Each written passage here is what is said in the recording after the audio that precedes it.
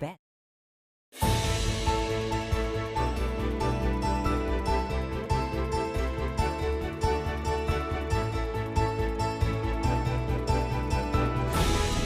Coming up next on Arizona Horizons Journalists Roundtable, a Mesa mom is at the center of the national debate over immigration enforcement, and Republican lawmakers fast-track efforts to significantly expand a school voucher system.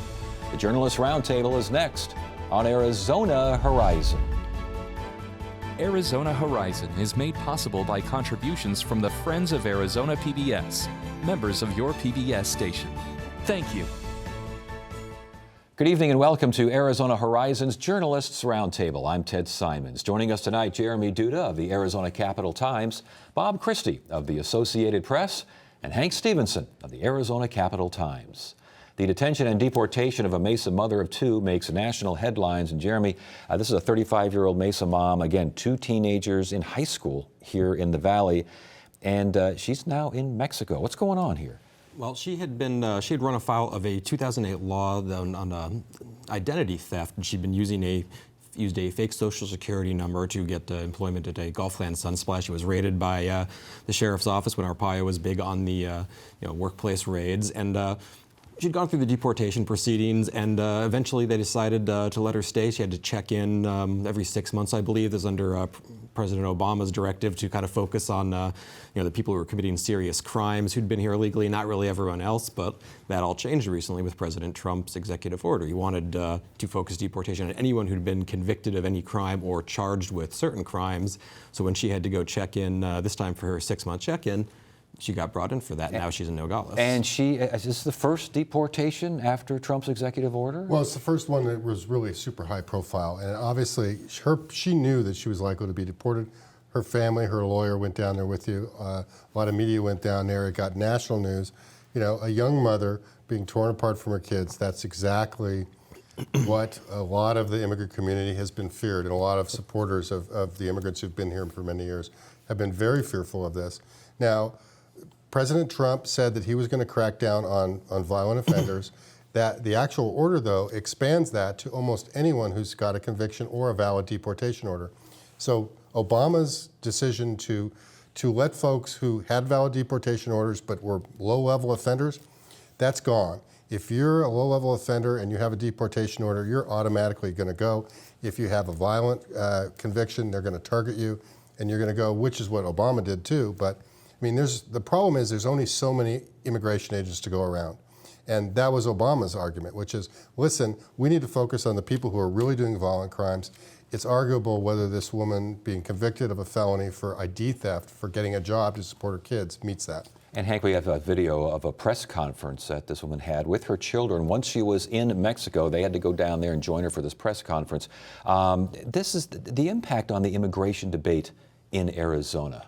I think this is, to some degree, brought it to the forefront again. Once again, nationally, all eyes are focused on Arizona. This is a woman who was first arrested under Joe Arpaio, so we're seeing that name pop back up again.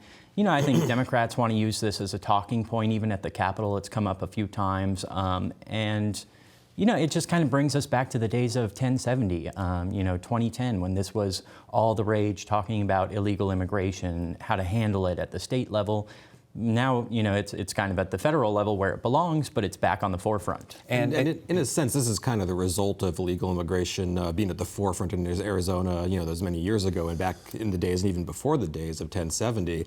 This law that was passed, this ID theft law, this really was an illegal immigration law meant to crack down on folks who do things like you get fake IDs. And of course, there's an argument to be made that this woman, she didn't steal a social security number. She didn't use someone else's information, I believe. I think it was just a fake number. But this law was very much intended to crack down on illegal immigration, and then Sheriff Arpaio, used it very much to that effect. And we should mention those who support this action, and there are many who support this action, say she used a fake ID. She was convicted, she was deported, the action just didn't happen until now. Well, no, that's absolutely correct. There's a strong argument to be made that using someone else's ID is not a victimless crime. I mean, if you use someone's social security number, that means that you have access to their Medicaid and to their, all the other benefits that they might have, the if my number is stolen and I go to retire in 10 years, holy cow, where'd all this extra money come into Right. my account? Right. I mean, there's just a lot of things that can flow from a stolen ID. But at the same time, it's a crime just based off of being here illegally and trying to work illegally. It's not, she didn't go out and rob a bank. And it's not a victimless crime. But, it's also one of those things that Obama put down at the bottom of the list of people, crimes that will get you deported, because it's essentially just a crime trying to work here. It's an extension of being here illegally to some degree. And you could argue that anyone who's here illegally and has a job is either stolen an ID to get that job or is working under the table and violating another federal law and a state law for tax withholding and all those things. So all of the immigrants in the United States potentially are subject to deportation under this policy. And real quickly, Jeremy, Hank mentioned that, brings back 1070, brings back Arpaio, brings back a lot of things from Arizona's past.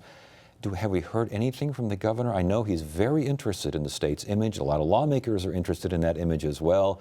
This is bringing back some interesting memories. That it is. That is. I don't believe we've heard much from the Ducey administration lately.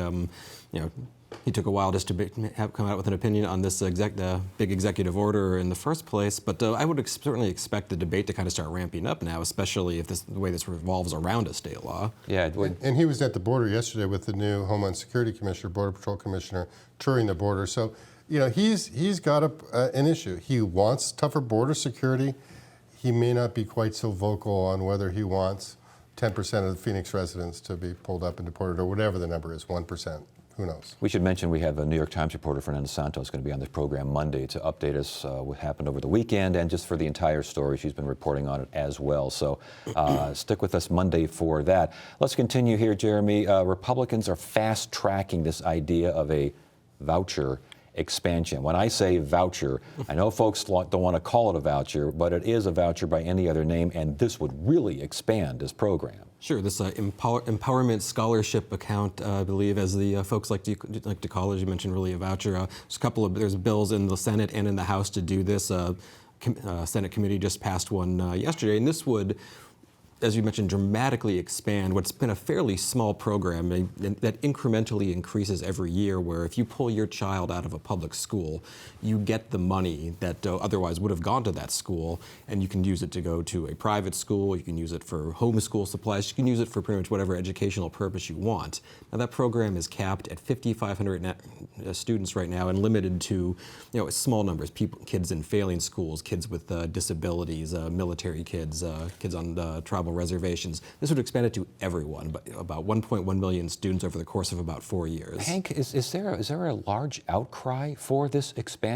Well, obviously, the number of students that could be enrolled in it are not enrolled now, and part of that, as Jeremy said, it's limited. It was a program that was started for disabled students, has every year gotten a new category of students. I think the most recent one was students on tribal lands. But still, there's only about, 3,000, 3,500 students who are taking advantage of this, when there could be as many as 5,500. So it shows that maybe if we open it up to everyone, we'll see a dramatic expansion of how many people are using it. But right now, even the number of people that could be using it aren't. If we see a dramatic expansion of people using it, does that mean, as critics say, a dramatic drop in revenue as far as and ability of public schools to teach kids? Well, the opponents would argue that, and neutral school officials argued that yesterday in front of the Senate Education Committee. Chuck Essex, who's a very respected school finance guy with the school Business Officials Association, he's the go-to guy for wonkiness in education spending. He said, listen, if we lose 1%, if it's $10 million. If we lose 10%, it's $100 million. The numbers are astronomical, the amount of money that local schools would lose. And we had Senator Debbie Lesko on the program this week. She is pushing this and pushing it hard and has pushed it in the past. And I asked her, because she says basically that no, it's not going to cost the state. It'll actually save the state some money. And here's her reasoning. It not only gives parents another choice of where to send their child, but it also saves taxpayers about $4,300 per year per student. And the way that I came up with that amount of money is that right now we spend about $9,500 per student per year on a public school student. That includes total funding. An average ESA scholarship is $5,200 a year for a non-special needs child. And so we're saving money, plus we're giving parents an option. Now, Jeremy, I know some folks hear those numbers and they say, that's not apples to apples. Sure, there's a lot of nuance in those numbers that maybe wasn't in that clip, and that $9,500 or so, a lot of that, a few thousand of that, that's federal money. That's, schools are going to lose out on that. Some of that is from, local money from bonds and overrides, that kind of thing.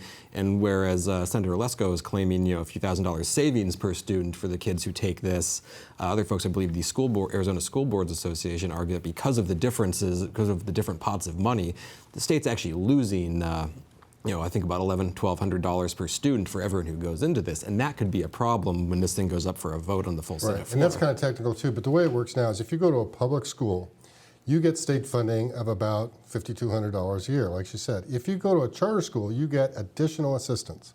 And voucher students get that additional assistance. And it works out to about $1,100 more for an elementary school kid and about $1,200 more for a high school kid. So that's that's where he came up with that $100 million money, which is just that difference in the effect on the state general fund. And Hank, as far as $5,000, whatever the average is, assistance, the argument can be made, and Arizona Republic, actually there was a review of this a year or so ago, that these programs are mostly used by wealthier parents in better performing school districts because they're the ones who can afford to make up the differential. If you're trying to go to a $10,000, $15,000 a year, whatever it is, academy, and I give you $5,000, doesn't mean much if you can't make up the difference. That's one of the real great ironies of these ESA accounts, that they're designed for poor people a lot of times. They're designed for students who can't get an education in other places. They're designed for people who need them. But the people who are taking advantage of them are already sending their kids to Brophy or Xavier, these very high-priced private schools. And they're just getting a chunk off of what they would have to pay without it. Bill likely to pass? This effort likely to get through? What do you think? This could have some serious problems in the Senate. We saw only one Republican voted against this in committee yesterday. That was Kate Brophy McGee, well known as kind of one of the most moderate centrist Republicans over there. You have another very centrist senator, Bob Worsley, who's kind of signaling he may vote against this on the floor, and that will probably be enough to kill this. And it's worth noting this is not a new idea. This bill has been floated as many times as I can remember, going back every legislative session, a full-on expansion to open this up to everyone. And it's never passed the Senate before. Right now, we just had an election. There are new senators. A lot of them came up from the House. But if you survey the landscape, it's going to be a tough push to get that out of the Senate once again. And the backers of the voucher system will say, listen, this is taxpayer money. I pay taxes too. I should be able to choose where my child goes to school. It's a legitimate argument. It has a lot of traction in this state, and it has a lot of traction nationally with the new Education Secretary, Betsy DeVos. Yes. So we may see this on a national level too, and the argument may be over. All right, we will take a short break, but when we come back, we will discuss a push to repeal the Voter Protection Act. This is the real thing. This is where we were born.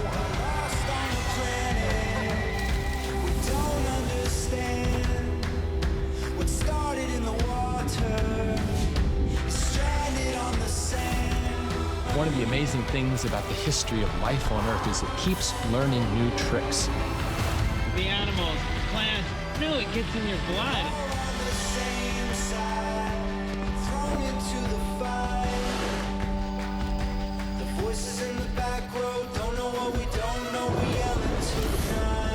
Everything's interconnected. We've got to begin to tell a new story. A story about interaction. It's something that really touches my heart. There's just massive life everywhere. It's just magic.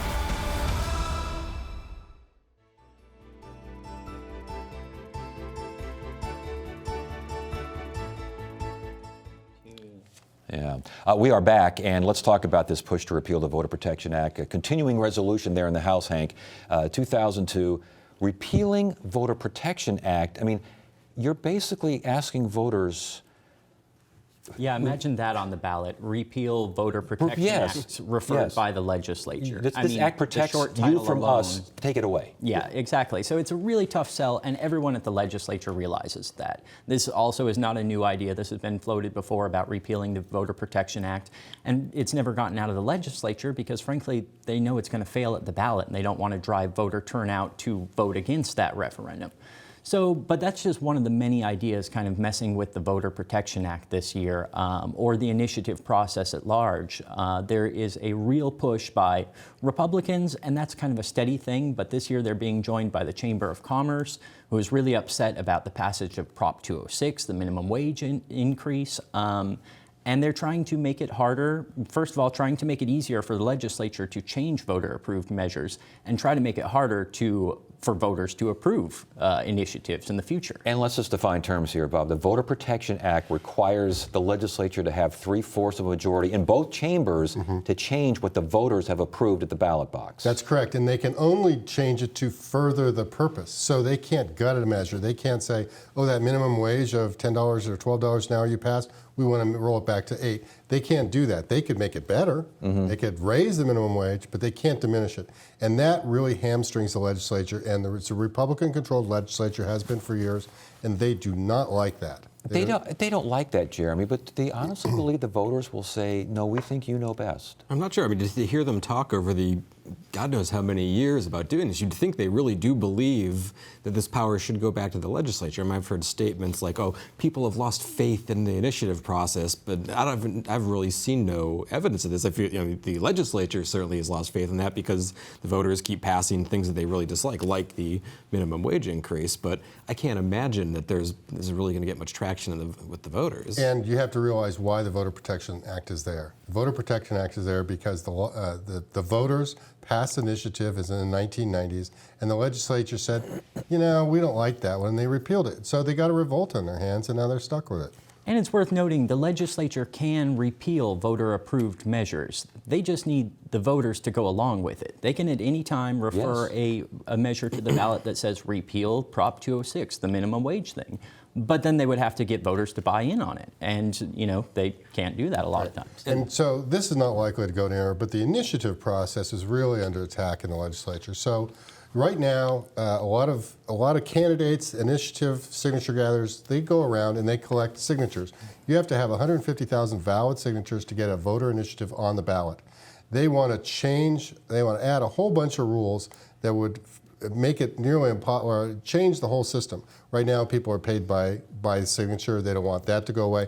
They want everybody to go in and get fingerprinted and registered and do all these other things. They want to make massive changes in that signature gathering process, which is going to make it harder. Sure, and I've heard from Andrew Chavez, who runs Petition Partners, biggest signature gathering outfit in town, that if you make this change on barring them from paying per signature, his argument is that you're really only going to do more to line the pockets of folks like him. Because if you're willing to if someone from out of state is willing to pony up a few $1 million for a ballot measure campaign, this isn't really going to stop them. And that kind of gets to another one of these bills that got passed yesterday from Representative Bob Thorpe, which would ban, or at least would purport to ban, out-of-state contributions to ballot measure committees. Now, this is probably grossly unconstitutional under Citizens United, under some previous Supreme Court rulings, but, maybe we pass it and let the courts sort it out. And if not grossly unconstitutional and highly ironic, I mean, are we going to just ban out-of-state funding for everything, or just an initiative process? Well, we're certainly not going to ban it for candidates. I mean, or independent expenditures. That's the same thing with all these. If you go to the initiative thing,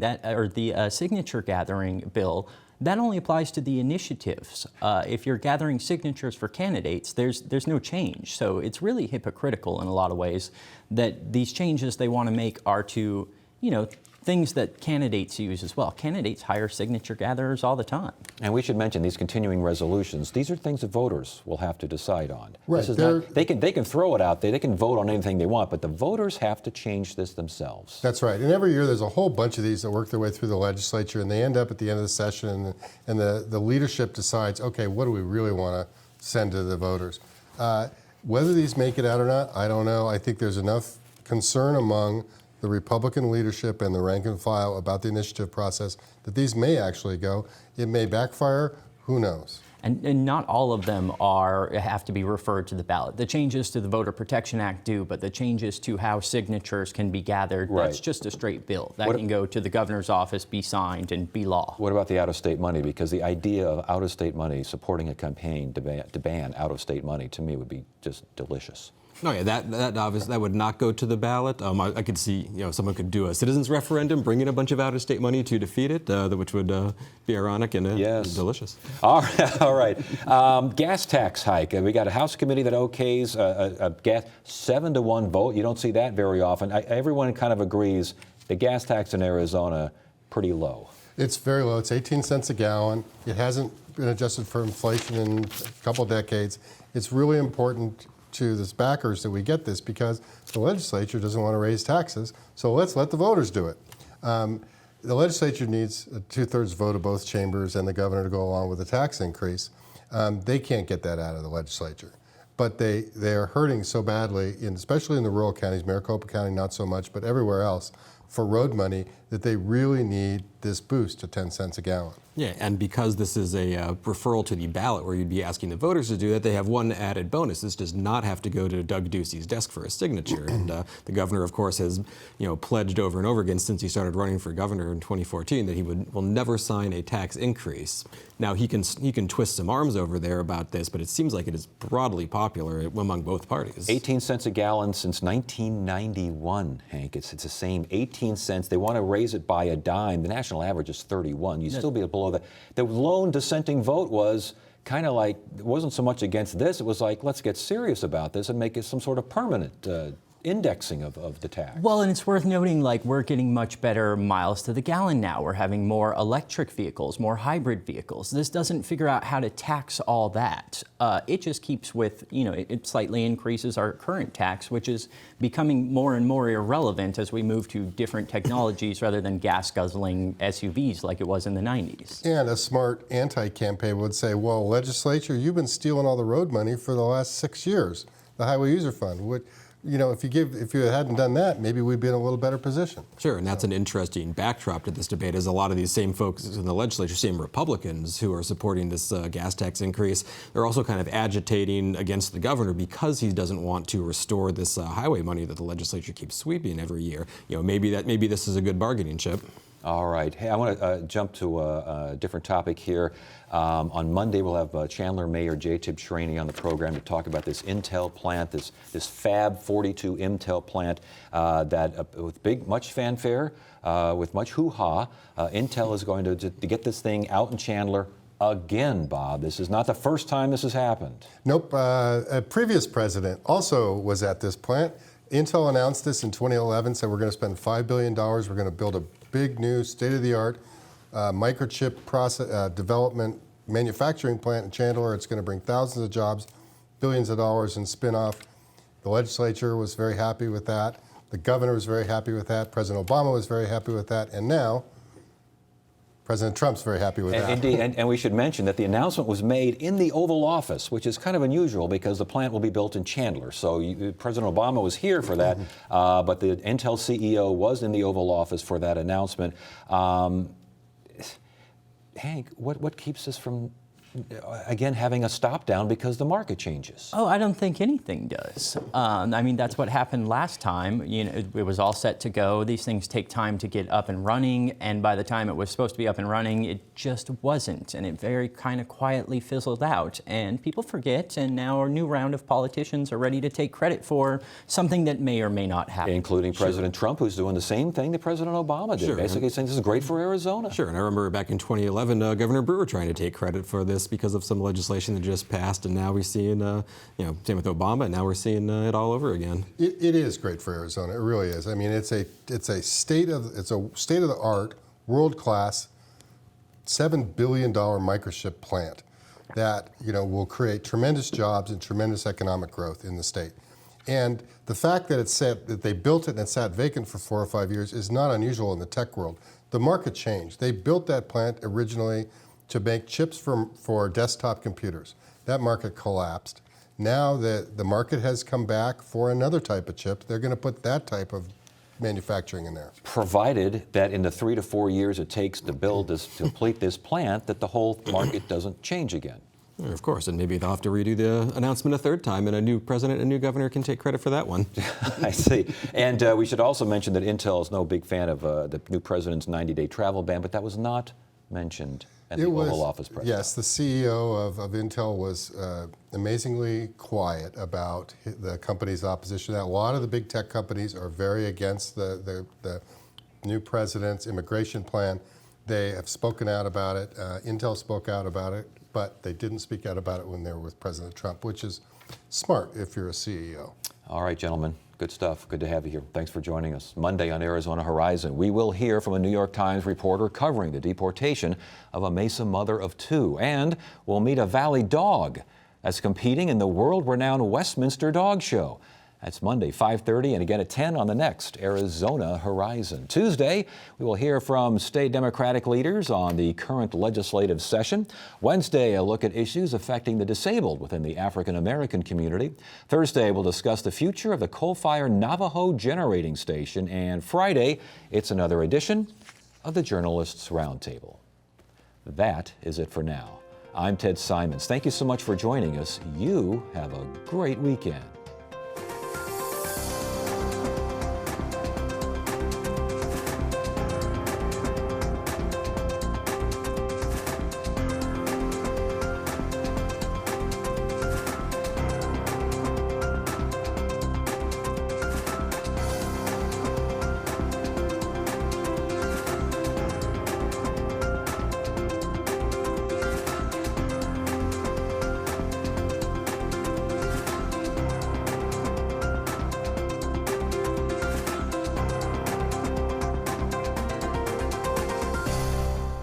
Arizona Horizon is made possible by contributions from the Friends of Arizona PBS, members of your PBS station. Thank you. When you want to be more informed, Arizona PBS delivers news and analysis with multiple perspectives, thanks to financial support from you and Ironwood Cancer and Research Centers, providing treatment options through research trials, genetic testing, and personalized counseling, focused on emotional, physical, and social support. Outsmarting cancer, one patient at a time.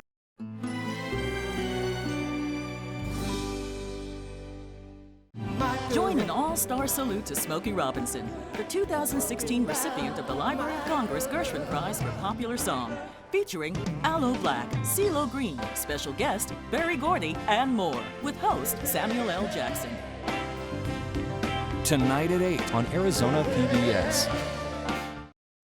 Explore new ideas and new worlds here on Arizona PBS, a community service of Arizona State University.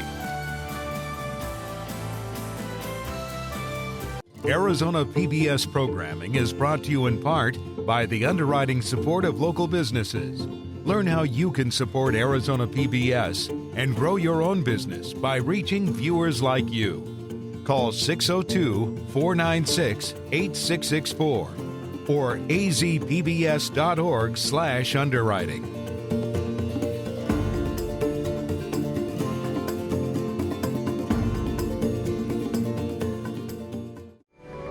Coming up next on Arizona PBS, Life and World. Don't forget that you and your collectibles are the stars of this show, so join us for the next taping of Arizona Collectibles. Go to azpbs.org/collectibles to submit your items today. Oh my. I know $50,000 to $75,000. One of the nicest pieces that I have seen outside of a book. Coming soon to Arizona PBS. Hi, I'm Julia Collin Davison. And I'm Bridget Lancaster. And we're the hosts of America's